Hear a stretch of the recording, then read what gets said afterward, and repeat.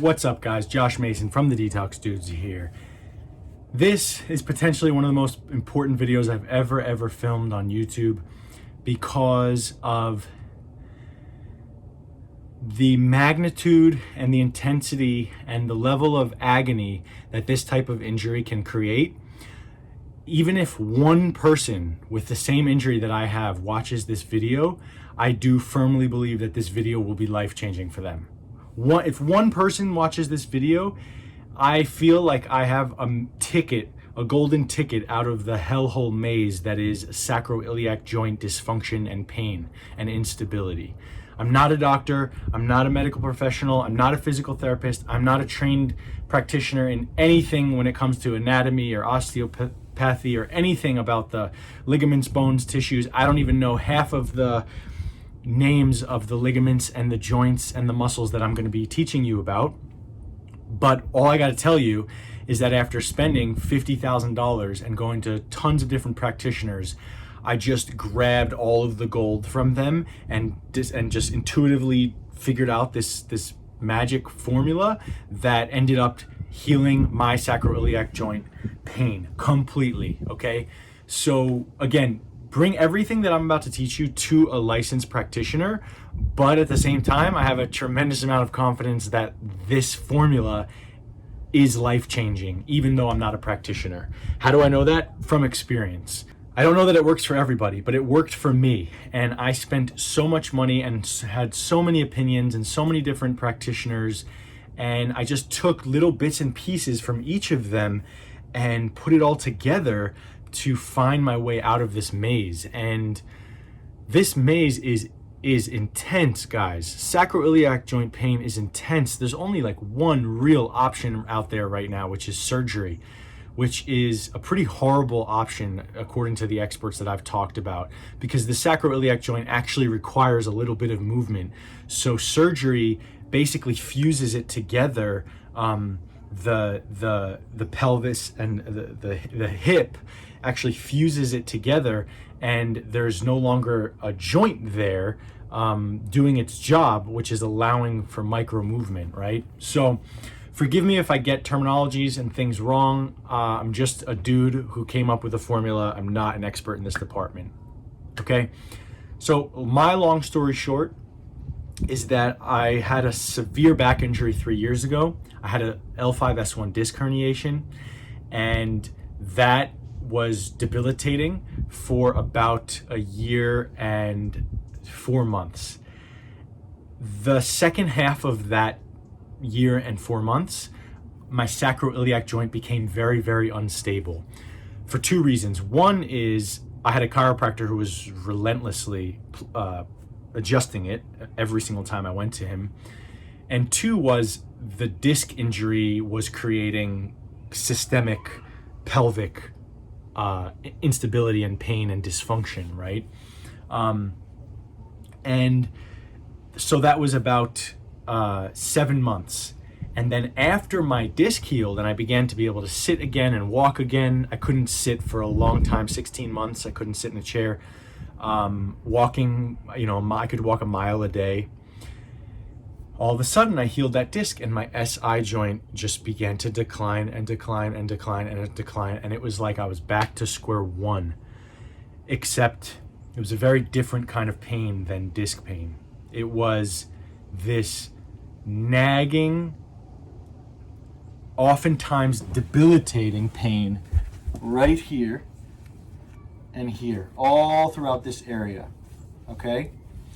And it prevented me from sitting, but most painfully was standing, walking. It was like my consciousness only focused on my sacroiliac joint.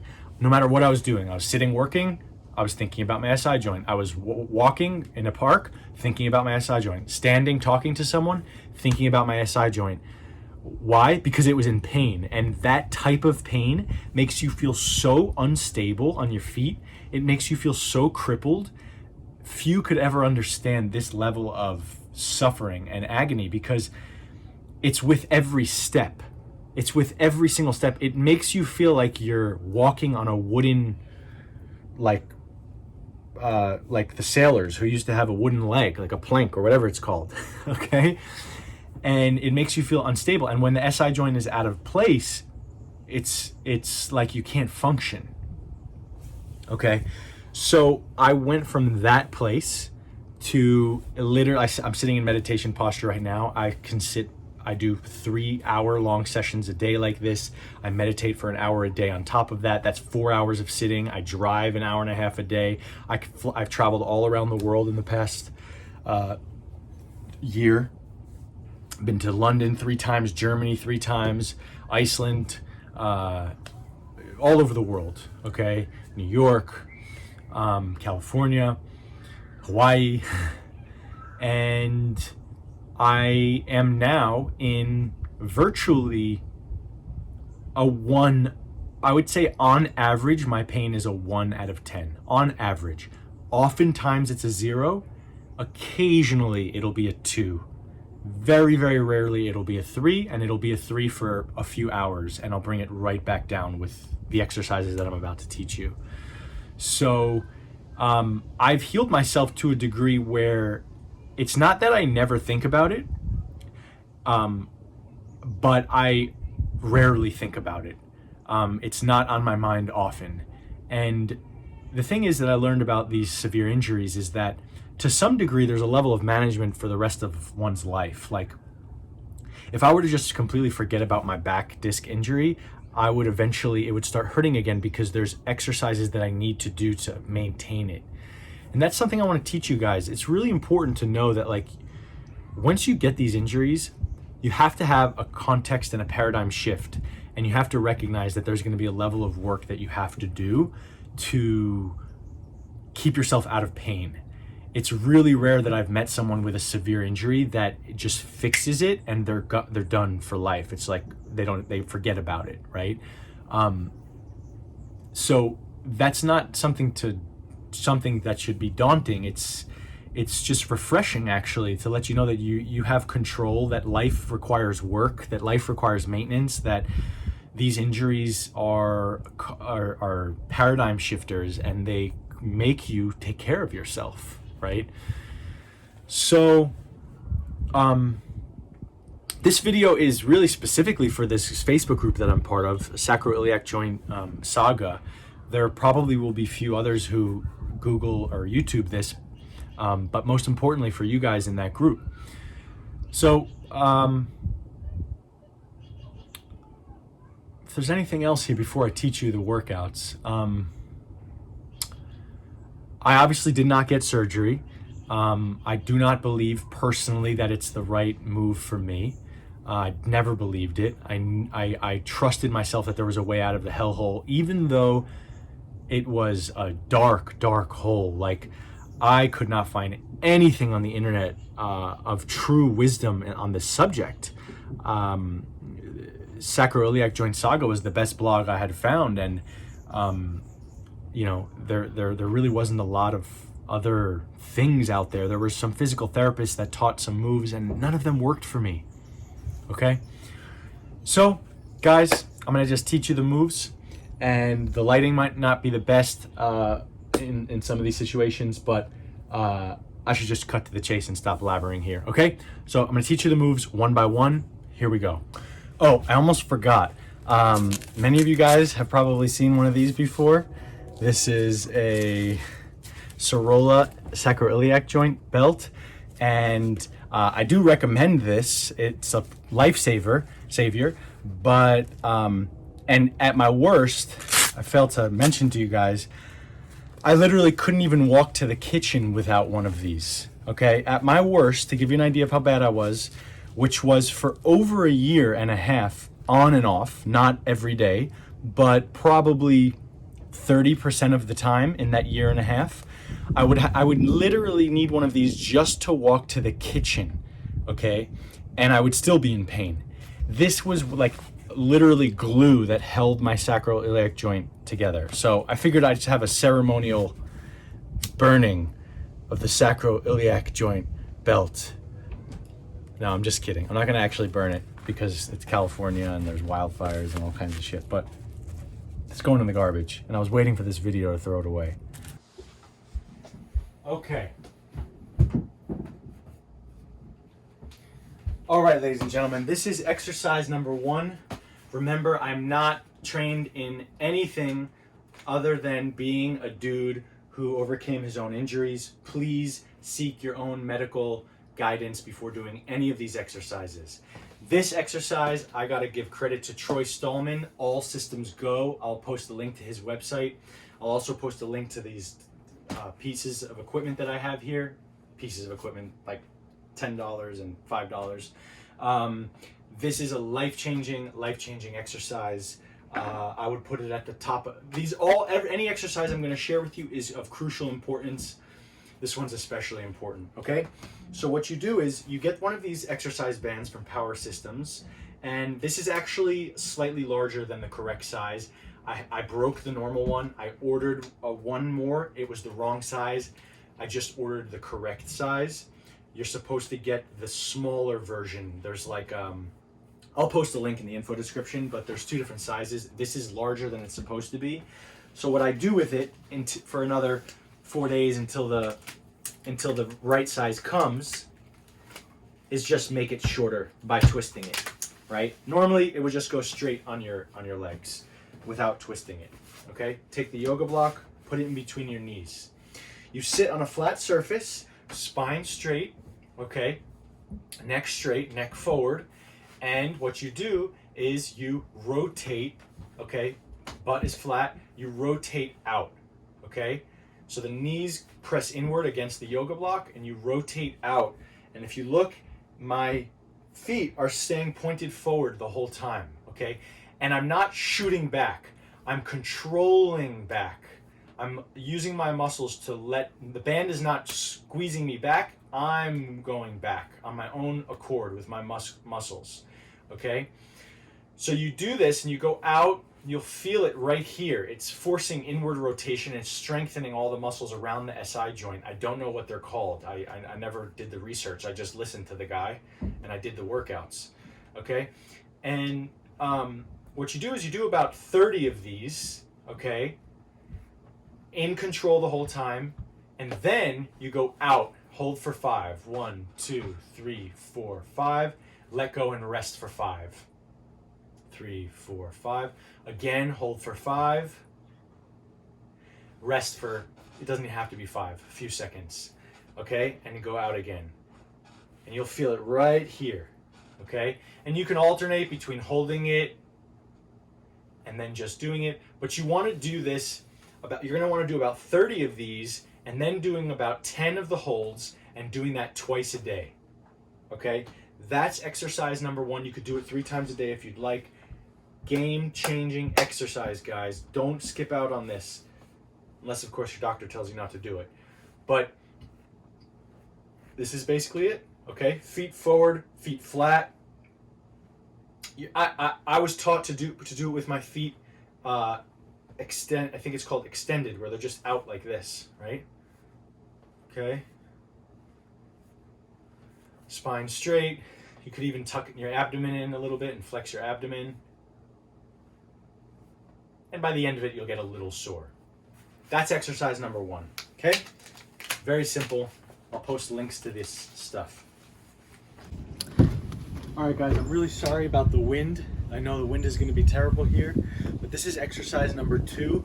There are 2 different variations of this exercise, and I'll teach you both of them. One, if you have a rebounder, the other, if you don't. You can also do both of them if you do have a rebounder. So the exercise number 2 is very simple. You're going to jump up and down on the injured SI joint, okay? And you're just going to do it until it's tired, until all of the muscles around the SI joint are tired. Okay, you can go a little higher. It does become strenuous as you go higher. It can be very difficult for you if you're new to this. Your muscles around the SI joint are probably very, very weak. And then you want to also tighten your abdomen, okay? And sometimes I like lifting my ribs.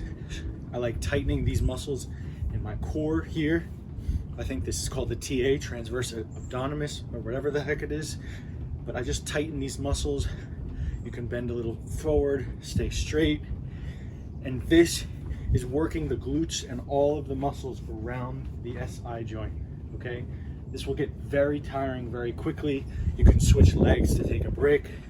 You want to do twice as many on the injured leg that you do on the non-injured SI joint, okay? And you can go back to regular bouncing, and then boom, okay, you're back at it. This, you also want to grip the rebounder with your feet, okay? It's not just a passive jump. You're activating these muscles, and you're doing it with proper posture, and you're actively using your feet muscles to grip the ground, okay? So that's incredible. Now, okay, so what you're gonna do here, I don't have the proper equipment, okay? Because I don't do this exercise anymore. You're either going to take a wobble disc or a Bosu ball. A Bosu ball is a bigger version of a wobble disc, and it's stationary. And you're going to go on one foot.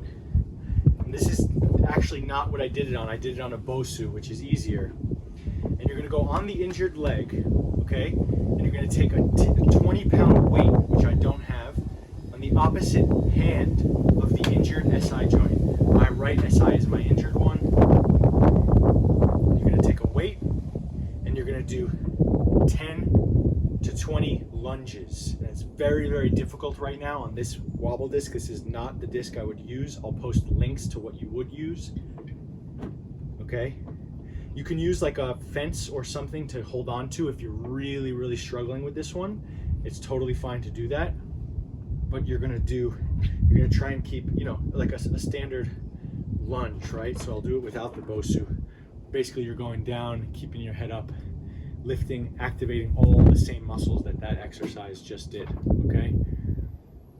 But you want to do it on a Bosu, not on the ground, because the Bosu will force all of the little muscles around the SI to stabilize, okay? With a 20-pound weight dumbbell, 10 to 20 pounds on the opposite hand.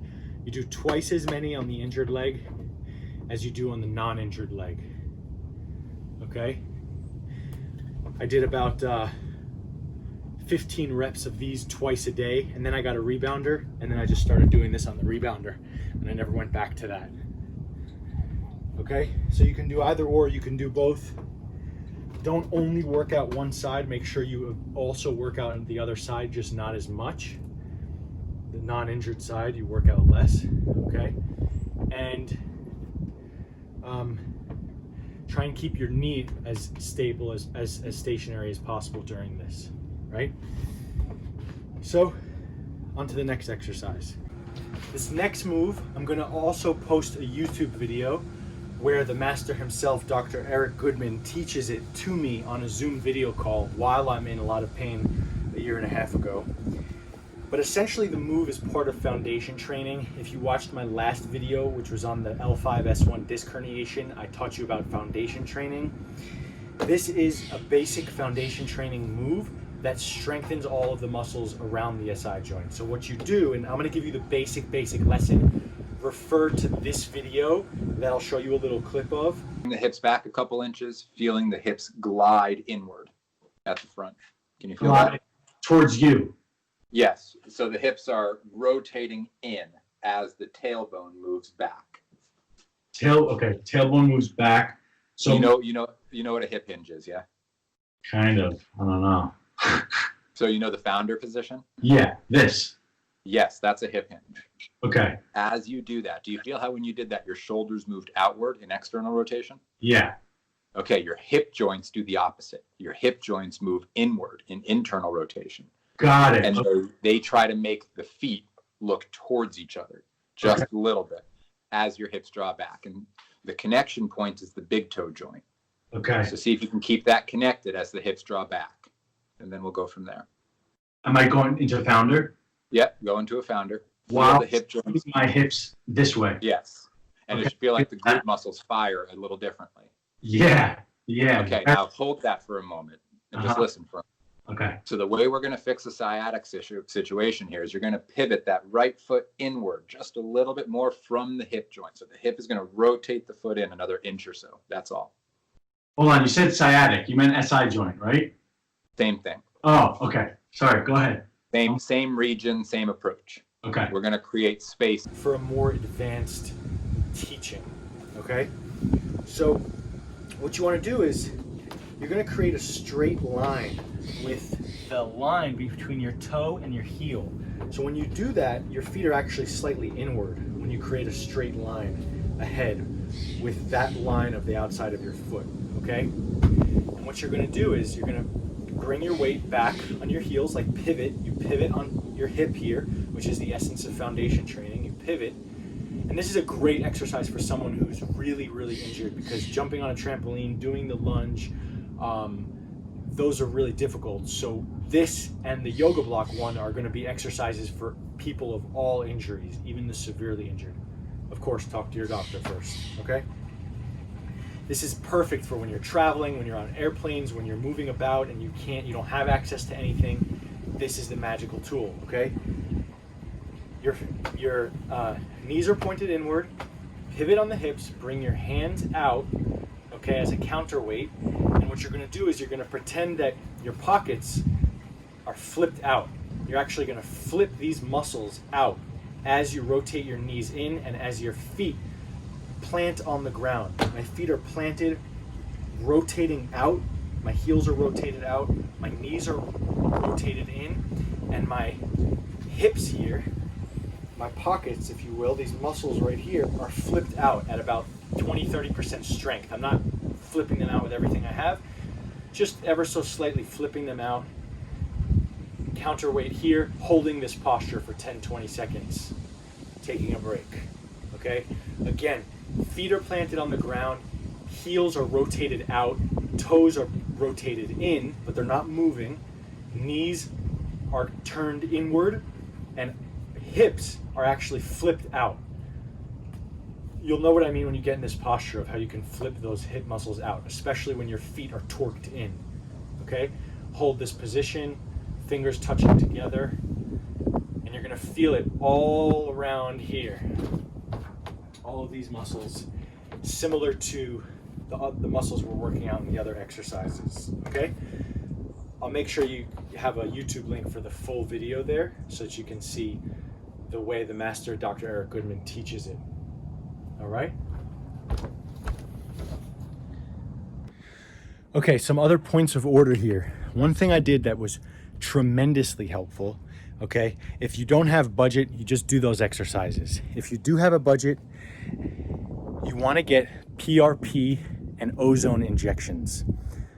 I went to this incredible clinic. It's probably one of the only in the country that actually does both of them together, PRP and ozone.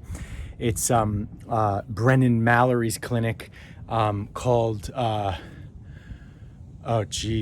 Embody Wellness Clinic in Folsom. So the blood's in there. Now we close the lid. It's already too much time. People And then, for it. yeah. There. Is it going? Leave it up to the real Brennan- master. He's Brennan- the real mastermind behind the Brennan's scenes. the one that always shuts the lid. Doc doesn't really know what's going He always on. shuts the lid. He's just good at the injections. Yeah. Post a link to them. And the doctor who does the injections there is incredible, truly incredible. And so is Brennan, and so is his mom. They're all awesome. And the PRP and ozone injections, I did 4 of them. They were definitely a game changer. I would be able to live my life and manage my life without them, but there's no way I would be at a 0 to 1 on the pain scale without them, okay?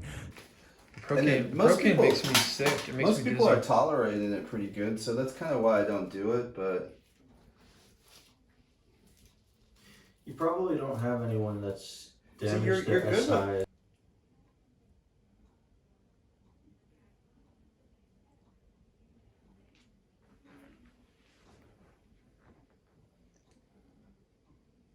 So is it essential?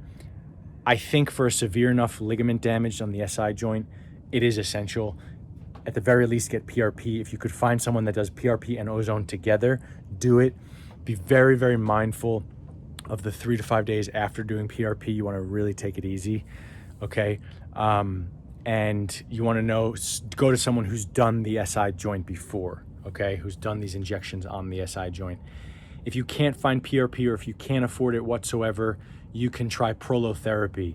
It's not as effective, but it is going to be good for you. Of course, talk to the doctor before doing any of these things, all right? Another piece of the puzzle here is when you are really injured, when you're really in bad shape, you want to take it easy. You want to do very, very basic exercises, like for instance, the one that I just taught on the ground, the foundation training one. You don't want to jump on a rebounder. You don't want to do anything too strenuous when you're in a lot of pain, okay? If you've had a big setback, just rest for a day or two, and then when you're out of that acute agony, you can resume the workouts, right? Oftentimes the workouts actually help coming out of pain, but it's a difficult dance there. You don't want to, you need to know your body before you can make that decision yourself. Many times I've worked out and made it worse. Many times I've worked out and completely come out of pain in 24 hours because of the workout, because the muscles around the SI joint are super, super important in protecting the SI joint from handling all of that weight, okay?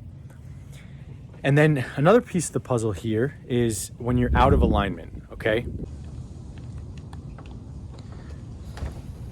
So when one is out of alignment, and sorry again for the wind, when one is out of alignment, different people say different things. Some people say, you know, get adjusted by a chiropractor. Well, in my opinion, that's the absolute last thing you want to do. What I've experienced is that as my muscles got stronger around the SI joint, coming out of alignment was a very, very rare occasion. And doing the strength exercises while out of alignment actually helped my muscles bring the SI joint back in place. On this occasional circumstance where I was completely out of alignment, muscles weren't helping me bring it back in, my exercises weren't helping me bring it back in, I did this move where I would bend here, okay, and I'd put all my weight on these muscles, okay, hands on my knees, and I'd rotate out, just pop, just a little tiny pop, and rotate out and up. And this may actually help you get back in alignment. But the ultimate way of coming back in alignment, in my experience, my non-trained experience, is doing the musculature exercises. These have a way of within 3, 4, 5 days strengthening the muscles around the joint and pulling it back where it's supposed to be. If you have a situation where you're really, really just out and none of these exercises, you can't even put any weight on it and you're just completely screwed, you're going to want to check out those techniques that, the techniques where, you have a skilled practitioner, muscle energy technique, where they're giving opposite pressure. I don't know if you can see me when I do this, but it's like opposite pressure like this, and see if they can get it back in. But in my experience, I became totally self-reliant anytime I came out of place, and when I was out, it was bad, right? Even as I was recovering, I had come out several times, and I was just like, I'm screwed. I gotta go back to New York where that guy did this excellent work on me. And then I just worked on the muscles, boom, it came back in on its own. And sometimes I didn't even have a pop. Sometimes I would just wake up and I was good, right? So there's different theories there. Sometimes there's strict orders to not do exercising when you're out of alignment. Different people have different theories. In my experience, while being out of alignment, I was still strong enough to do my exercises, to do my jumps, and these put me right back in, okay? And then again, when all else failed, I had this. There's also the Don Tigney exercise. There's a Don Tigney thing where he does something like this, here, and elbow out, knee forward. That has put me in a couple times as well, but again, at this point in time, alignment is not even on my mind anymore because my muscles prevent slipping. All right. So, guys, I hope this helped you sincerely. I've been thinking about making this video for literally 6 to 8 months, and I just been so busy with my clients and all of that, and my business, and you know, there's a funny thing that happens when you come out of the hellhole where you just like, you know, forget, leave other people in the dust. I don't know, there's something selfish that happens when you're out of pain, and I'm sorry for that. I should have made this sooner, but here it is. It's a very valuable video. It took me a lot of money and a lot of time to come up with these basic exercises that I could teach in 20 minutes. Please, please, please send me an email or leave me a comment if these helped you. I'm so curious. I've changed my life with these exercises, and I was a severe case. Send me an email, josh@thedetoxdudes.com, or leave a comment. These exercises, if you do them every day, I would be shocked if you didn't see results in 7 to 10 days, okay? And then more real results in a month. Make sure you do them every day. Stay diligent, stay disciplined. You will be out of pain, and when you're out of pain, you'll never want to go back again. The exercise will be a joy for you. All right? That's all I got. Peace. Summer in the hills, those hazy days I do remember. We were running still, had the whole world at our feet, watching seasons change. Our roads were